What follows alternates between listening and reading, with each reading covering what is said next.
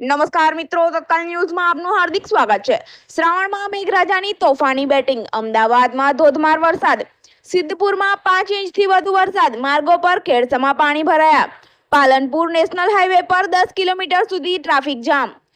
આજે રાજ્યના 7 જિલ્લાઓમાં ભારેથી અતિભારે વરસાદને લઈને રેડ એલર્ટ આપવામાં આવ્યું છે। બનાસકાંઠા, પાટણ, મહેસાણા, સાબરકાંઠા, અરવલ્લી, મહીસાગર અને અમદાવાદ જિલ્લામાં રેડ એલર્ટ અપાયું છે। કચ્છ, સુરેન્દ્રનગર, ગાંધીનગર, ખેડા, પંચમહાલ, દાહોદ, નવસારી, વલસાડ, દમણ અને દાદરાનગર હવેલીમાં ઓરેન્જ એલર્ટ આપવામાં આવ્યું છે।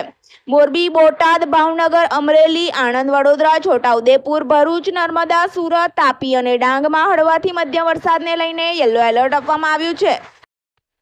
આજે ઉત્તર ગુજરાત અને મધ્ય ગુજરાતમાં ધોધમાર વરસાદ વરસ્યો છે। ખાસ કરીને અમદાવાદમાં ધોધમાર વરસાદ ખાબક્યો હતો, જેથી અમદાવાદના અનેક વિસ્તારો પાણીમાં ગરકાવ થયા હતા। અમદાવાદમાં માર્ગો પર ઠેર ઠેર પાણી ભરાયા છે, જેથી બીઆરટીએસ અને એએમટીએસ બસ પણ પાણીમાં ફસાઈ હતી।